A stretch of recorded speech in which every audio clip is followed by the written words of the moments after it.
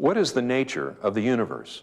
Is all that exists material, or are there immaterial things such as angels and human spirits? Are faith and reason opposed to each other? How do we know things? These are some of the primary questions of philosophy. The Marxist-Leninist and secular humanist worldviews deny the existence of anything non-material. Philosophical naturalism is the belief that only nature, the material world, exists. I like to describe the naturalistic worldview in terms of a closed box, where the naturalist believes that if anything exists whatsoever, it exists inside of the natural order, the physical universe, and that there is nothing that exists outside of that box, and that means that there is no God. New Agers, on the other hand, believe that everything is God and that nature is actually a manifestation of the divine. This philosophical belief is known as non-naturalism. Naturalism holds that only the physical world exists. There are no angels, there's no God, there's no human spirituality. But in contrast to that, non-naturalism holds that everything is in essence spiritual.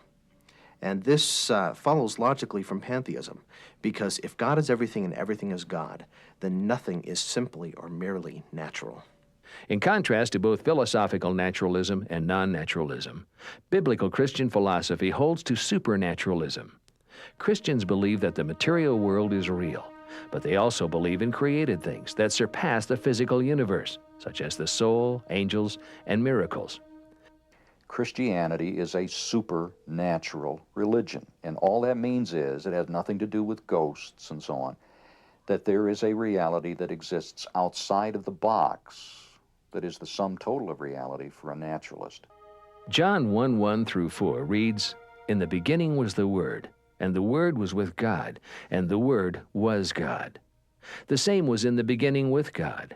All things were made by Him, and without Him was not anything made that was made. In Him was life, and the life was the light of men." The flow of this passage provides the basis of Christian philosophy. It says that mind came before matter. God came before humans.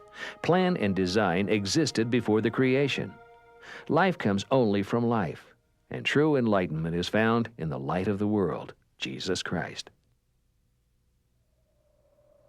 How do we know things?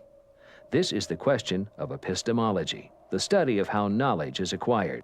According to the Christian worldview, there are lots of ways that we can know things. One is through our senses. Another is through our minds, through reason or reflection. Another is through special revelation. That is the Bible, that God can impart knowledge to us about Himself that we can't access through ordinary means.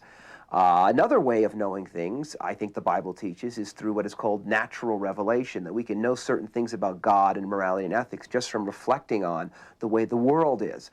Christian philosophy does not deny reason or specific tests for truth. Neither do Christians believe that faith and reason are enemies. Christianity says we ought to think about our faith. It doesn't say just believe and don't think. Come now, let us reason together, Isaiah 1:18. Whatever things are true, think on these things, Philippians 4. Give a reason for your hope, 1 Peter 3:15. Love the Lord with all your mind as well as your heart, soul, and strength. This says that Christians ought to think, and thinking is philosophy. And thinking consistently and comprehensively and adequately is a good philosophy, and Christianity can and does think in these ways. Many well-known Christian philosophers throughout history have shown that Christian philosophy is both biblical and rational. Some of the most profound philosophers today are indeed Christians, and they have a great grasp of the philosophical issues, but they are not ashamed of God, the Bible, Christ. They're not ashamed of what we would call the Christian worldview. The call of Christian philosophy is summed up in the words of 2 Corinthians 10:5. Christians are to take captive every thought, making them obedient to Jesus Christ.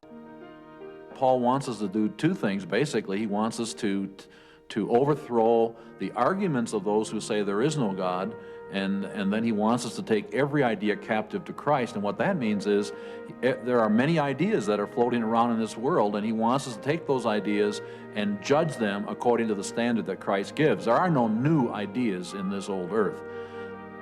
The Christian philosophy embraces a meaningful, purposeful life. Christian beliefs are coherent and reasonable. Christians must seek to understand the philosophies of the world, but in the end, realize that all the wisdom and knowledge of God are found in Jesus Christ. Once Christians grasp this truth, they will not be taken captive by the false and deceptive philosophies of the world.